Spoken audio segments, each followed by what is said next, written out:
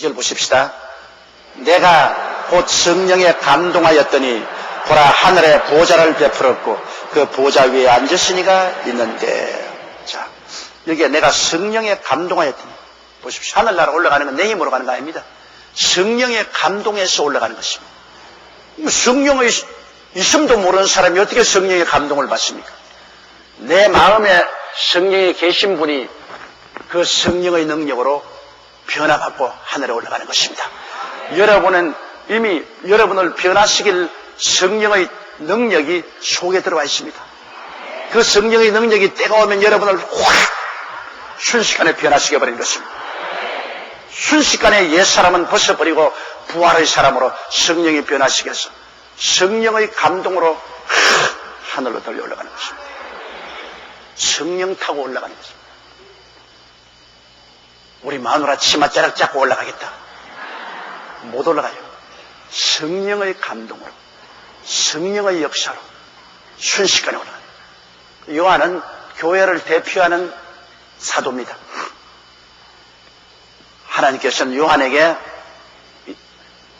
교회의 역사를 계시해 주는데 교회의 대표자로서 교회가 올라가는 그 모습을 요한을 통해서 보여준 것입니다. 성령에 감동했더니 즉시로 벌써 그가 순식간에 하늘로 올라가서 보라 하늘에 보좌를 베풀었고 그 보좌 위에 앉으신 이가 있는데요.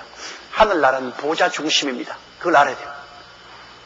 천국은 하나님 보좌 중심이지 보좌 이외에 다른 것은 전혀 없습니다. 올라가자마자 제일 먼저 본 것이 보좌입니다. 하늘나라는 하나님 중심이지 민주주의가 없습니다, 여러분. 민주주의는 타락한 인생들이 만들어낸 하나의 제도지요. 하나님께서 절대 주권자로서 다스리는데 어디에 그게 우리가 감히 하나님 우리에게 투표 받아서 하나님 되십시오. 그렇게 말할 사람이 누가 있습니까? 여러분, 하늘나라는 하나님 중심이요. 하나님의 절대 주권이 역사하는 곳이죠. 사람들이 모여가지고서 세상의 민주주의적 제도와 조직으로 인원하고 투표해서 세우는 그런 일은 없습니다. 천당은 말할 필요거니와 이 땅에서도 하나님이 세우신 그리스도의 몸된 교회는 예수님이 머리죠. 예수님이 성령으로 지시하는 대로 따라해야 되는 것입니다. 안디옥 교회에서 기도할 때 성령이 내가 시키는 일을 위하여 바울과 바나바를 따로 세우라. 추수꾼의 주인 되시는 성령이 일꾼을 불러서 임명하니까 그대로 따라하는 것이죠. 예수님이 머리요, 성령이 예수님의 지시를 통해서 우리에게 교회를 통치하는 것입니다. 목사도 세우고, 장로나 안수집사 권사도 세우고, 서류집사도 세우고, 지역장, 구역장 세우고, 교회를 이끌어 나가고, 교회의 모든 단체를 만들어서 단체장을 세우고 하는 것은 모두 다 기도하고 성령의 지시를 받아야 돼요. 성령의 인도를 받지 않으면 인본주의가 되어요. 그리고 그것은 육으로 난 것은 육이요. 육의 열매밖에 없습니다. 성령으로 난 것은 영이요. 영의 열매를 맺으려면 성령의 인도를 받아야 돼요.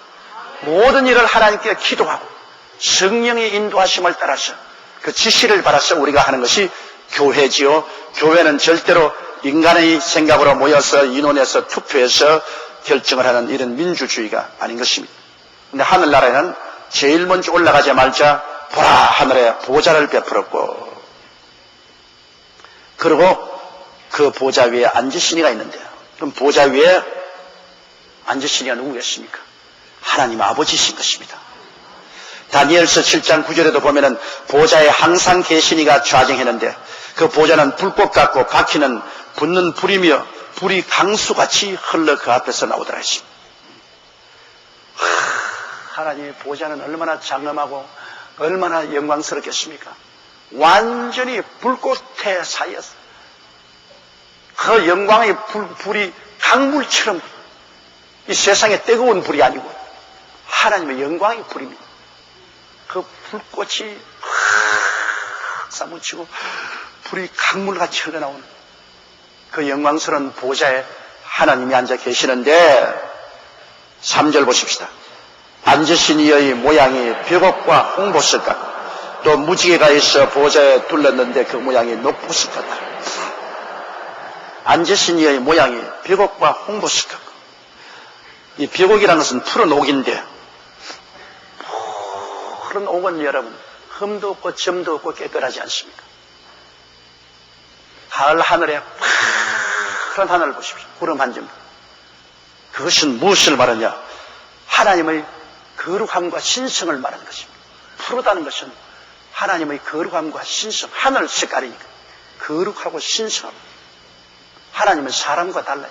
하나님은 절대 거룩하십니다. 하나님에게는 어두움이 없습니다. 하나님에게는 죄의 그림자도 없습니다. 하나님은 절대로 거룩하고 절대로 신성한 하나님이십니다. 그러므로 하나님은 벽옥과 같다는 것은 바로 하나님의 절대 거룩함을 말하는 것입니다. 신성을 말하는 것입니다. 그리고 하나님의 아랫편은 홍보석 같은 붉은색입니다. 홍보석은 붉은데, 붉은 것은 여러분 피를 말하지 않습니까? 심판을 말합니다. 불의에 대해서 하나님은 단호하게 심판하는 정의의 하나님을 표시합니다. 하나님은 신성하시고 절대 거룩하신 하나님이며 하나님은 절대 정의로우셔서 불의를 주님께서는 짓밟고 불의를 용납하지 않는 정의의 심판자를 말하는 것입니다. 그렇기 때문에 하나님을 보좌시할 때 제일 먼저 받은 인상이 하나님은 상체는 푸른 하늘, 벽옥 같고 하나님의 하체는 홍보석 같더라. 하나님은 신성하고 거룩하시며 하나님은 한없이 정의로우시고 죄를 용납지 않은 그 하나님으로 나타나셨습니다. 그리고 무지개가 있어 보좌에 둘렀는데 그 모양이 녹보석 같더라. 그런데 하나님 주위에 무지개가 둘렀어요. 여러분, 무지개는 우리 땅에서 보면 이쪽에서 저쪽으로 이렇게 퍼졌어요. 나는 어릴 때는 괜히 그 무지개 선대 가면은 선녀도 있고 보석도 있다 그래가지고 하딱 무지개가 저 산에서 이렇게 뻗었기 때문에 무지개가 옹당샘에서부터 출발한다 그래서 우리 친구들에게 무지개 잡으려고 얼마나 헐뛰고 따라갔는데 그래도 도저히 잡지 못했어요. 근데 나중에 비행기를 타보니까 무지개가 동그래요. 무지개는 어느 옹당샘에서 옹달샘으로 된 것이 아니고 사실은 둥근거립니다. 둥근해요. 그런데 아버지의 보좌 주변에 무지개가 쓰는데 녹보석 같더라. 그 무지개를 올라가자마자 제일 먼저 본 것은 먼저 하늘로 올라간 사람에게는 이제 심판이 끝났다는 것입니다. 여러분, 노아 홍수 때 하나님께서 무지개를 보이면서 다시는 홍수로서 이 세상을 심판하지 않겠다는 약속을 했잖아요. 평화의 상징인 것입니다. 이제는 심판하지 않겠다. 근데 하늘에 올라가자마자 하나님 보좌 뒤에 무지개가 이랬으는 것은 너희들은 이제 심판을 받지 않는다 그 말인 것입니다. 너희는 환난을 받지 않고 환난을 피해서 이제는 평화로운 세계와 하나님의 언약을 표시하는 것입니다. 다시는 심판이 없다. 그리고 무지개가 녹색인 것은 여러분 산에 가면 나무들이 전부 초록색 아닙니까? 초록색. 겨울에 가보십시오. 앙상한 나무가지들이 확 있다가 봄이 되면 초록으로 확 넘치는 것은 생명이 넘치는 것을 말하는 것입니다. 이제는 심판은 끝났고 너에게 생명을 얻되 넘치게 얻게 하여 주겠다. 진짜로 좋은 시대로 들어가는 겁니다. 하나님께서 이제 심판을 너희들은 면하고 천국에 들어왔으니 이제는 있는 것은 생명으로 넘치게 하는 하나님의 언약을 이루어 주시겠다. 거룩한 하나님, 공의로우신 하나님이 심판에서 우리를 옮겨주시고 우리에게 생명을 넘치게 해주겠다는 그 약속을 보좌를 통해서 우리에게 보여주시는 것입니다. 4절요.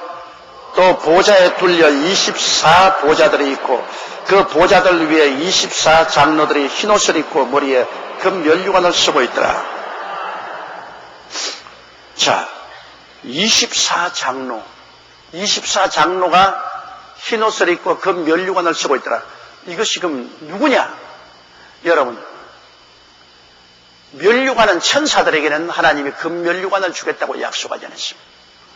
이기는 그에게는 하나님이 면류관을 주겠다고 했는데 이 금면류관을 쓰고 흰 세마포 옷을 입고 앉아있는 분은 부활한 사람을 대표하는 것입니다. 24장로면 여기 보면 구약시대 12지파, 신약시대 12사도로서 구약의 성도와 신약의 성도가 구원받아 올라온 것을 대표를 하는 것이 아닙니까? 성경에 보면은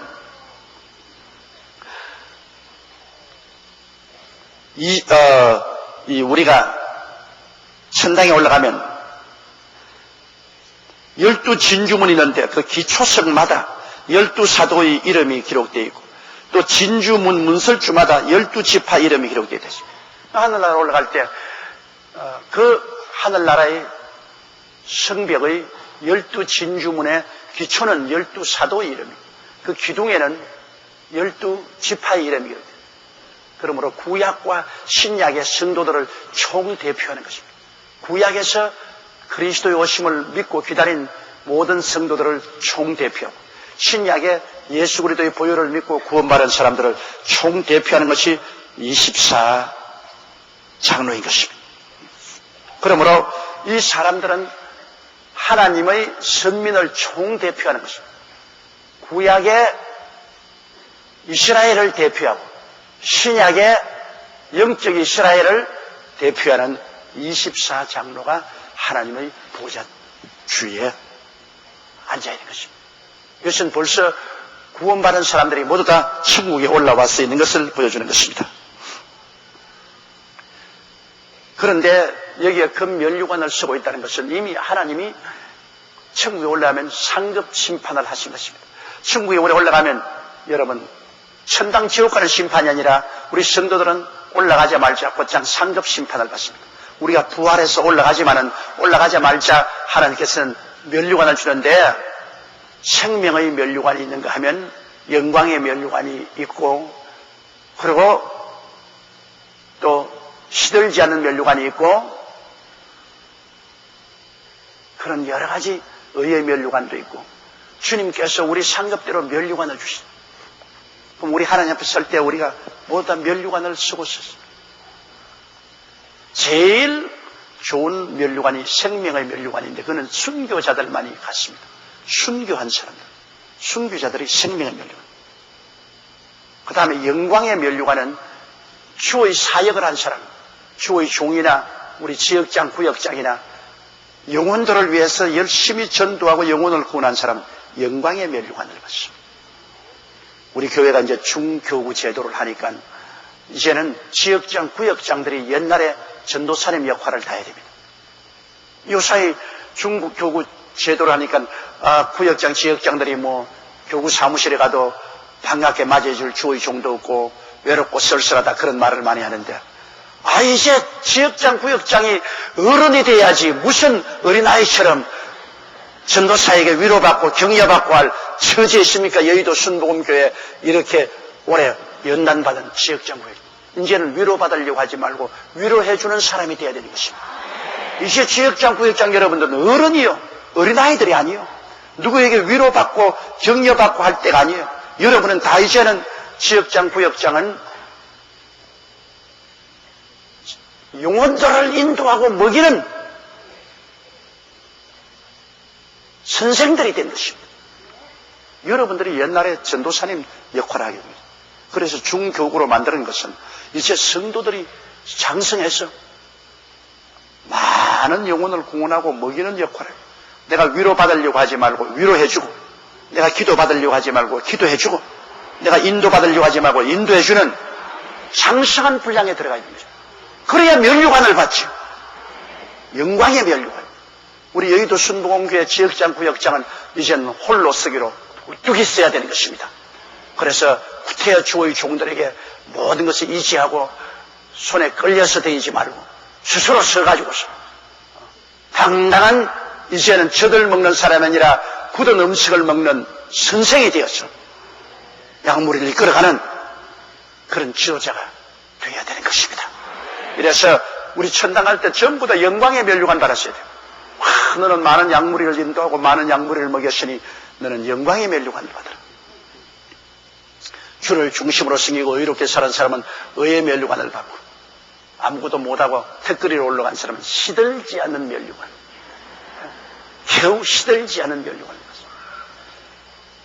하늘나라 그때 올라가서 보좌 앞에 우리가 설 때 장엄합니다, 여러분.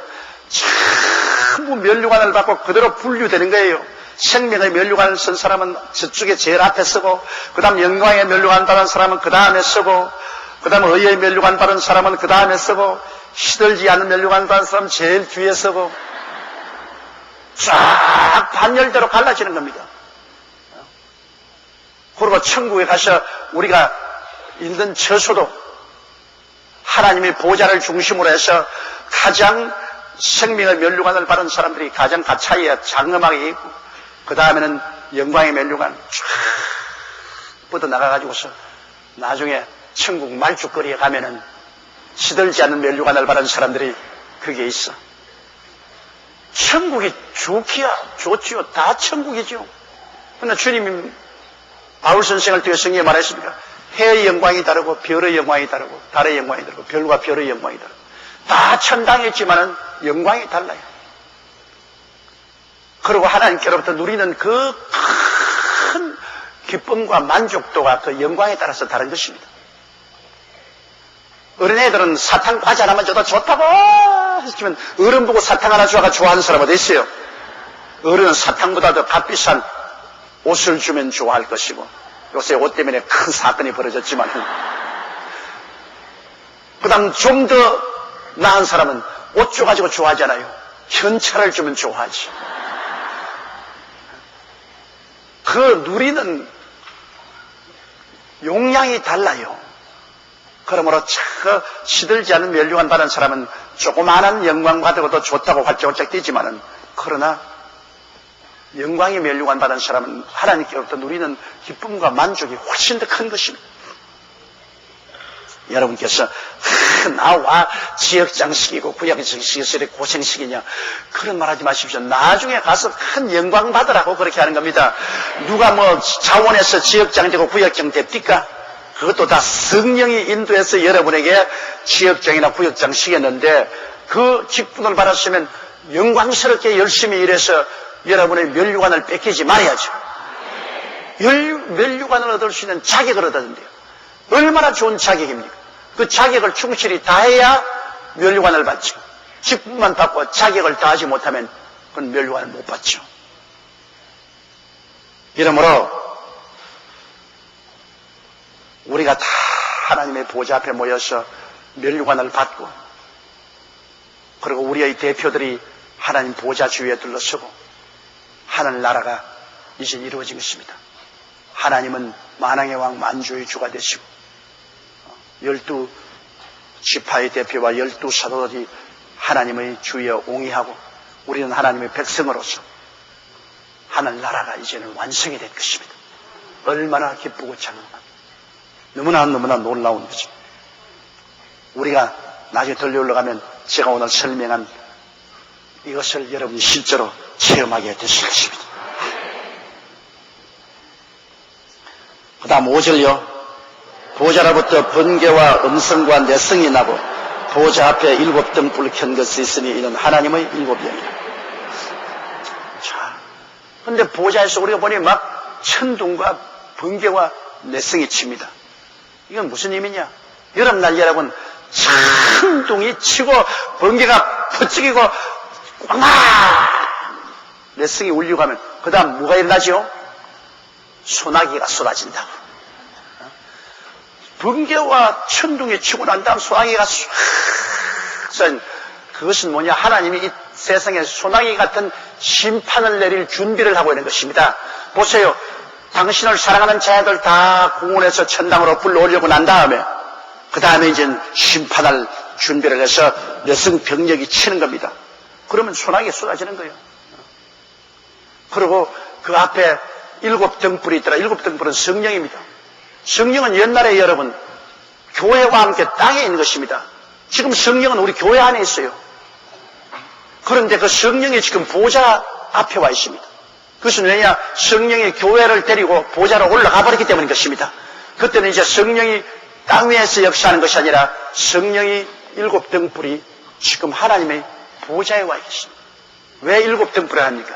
지혜의 영이요, 총명의 영이요, 모략의 영이요, 재능의 능력이요, 지식의 영이요, 그 다음 하나님을 경외하는 영이요, 거룩한 영이요. 이 성령의 일곱 가지 역할을 하는 이 성령께서 이제는 지상에 있지 않고 천국에 있어서 천국에서 이제 지상의 마지막 이삭 죽기 하는 것입니다. 성령의 역사 아니고는 여러분 도무지 예수를 믿을 수가 없어요. 성령이 우리 마음을 열어주셔야 우리가 영의 눈이 밝아져서 예수를 믿지, 성령을 역사하지 않고 아무리 가르치고 아무리 가르쳐도 소용없어요. 물과 성령으로 거듭나지 않고는 하늘나라를 볼 수가 없습니다. 여러분이 오늘날 예수를 믿고 기도할 수 있고 성경을 들어서 깨닫는 것은 모두 다 성령의 역사인 것입니다. 성령으로 말미암지 않고는 그리스도를 주라고 할 수가 없습니다. 기독교의 신앙이란 이론이나 학문이나 의식이 아닙니다. 성령으로 말미암아 예수 그리스도를 계시받아서 주로 모시는 것입니다. 그러므로 교회는 첫째도 성령이요, 둘째도 성령이요, 셋째도 성령의 역사가 있어야 되는 것입니다. 성령의 역사가 없는 교회는 저주받은 교회입니다. 가장 무서운 저주가 성령 없이 목회하라. 성령 없이 목회하는 것은 죽을 목회인 것입니다. 이러므로 여러분, 우리가 성령 운동 하는 교회에 왔고 또 우리가 성령을 충만히 모시고 산다는 것 얼마나 큰 축복인지 말로 다 할 수 없습니다. 성령 없이 절대로 하나님 나라가 이루어지지 않아요. 저희가 목회를 제가 42년째 지금 하는데요, 정말로 성령이 감동되지 않으면 하나님 말씀이 아주 그냥 돌이나 흙과 같아요. 그러나 성령이 오시면 하나님 말씀이 모두 다 황금으로 변해요. 그렇게 달라집니다. 성령 없이 성경 읽으면 성경은 그저 흰 것은 종이요, 까만 것은 거리요, 아무것도 안 들어옵니다. 성령이 비치면 모두 다 황금이 돼요. 하나님의 영광으로 충만한 말씀이 돼요. 그렇기 때문에 성령 없이 어떻게 목회합니까? 할 도리가 없어요. 그리고 기도 안 하는데 성령이 어떻게 역사합니까? 기도 안 하면 성령이 역사하지 않아요. 성령은 기도를 통해서 우리와 교제하기 때문에, 그러므로 기도하는 교회가 성령 충만하고, 성령 충만하면 기도하게 되고, 기도와 성령 충만은 언제나 함께 가는 것입니다. 이러므로 여러분 깨어서 기도하십시오. 그러면 성령 충만하고, 성령 충만하십시오. 그러면 또 기도하게 되고, 기도와 성령 충만은 언제나 같이 갑니다. 교회가 조용하고 장엄하게 예배봐야 된다, 엉터리 같은 소리 하지 마십시오. 성령이 오시면은 회개한다고, 부르신다고 가마 감동이 되어서 흐느껴 울고 부르짖고 고함치지 아니할 수가 없습니다. 또 흐느껴 울고 부르짖어 고함치고 하는 곳에 성령이 역사하지 아니할 수 없습니다. 교회는 기도의 불이 활활 타고 웅성웅성 부러지는 기도 왕왕거려야 됩니다. 벌통이 조용하면 꿀이 없어요. 벌통에 벌소리가 왕왕거리면 꿀이 있기 때문에 왕왕거리는 것입니다. 성령의 역사가 있어 하늘나라의 단꿀이 있기 때문에 교회가 왕왕거리는 것입니다. 이러므로 교회는 기도 소리가 끊이지 않냐고 요란스러워야 되는 것입니다. 그래서 하나님의 일곱의 영 성령이 이제는 지상에 있지 않고 천국에 올라와서 성도들과 함께 올라와서 보좌 앞에 성령이 계신 것입니다. 그리고 6절요, 보좌 앞에 수정과 같은 유리바다가 있고 보좌 가운데와 보좌 주위에 네 생물이 있는데 앞뒤에 눈이 가득하더라.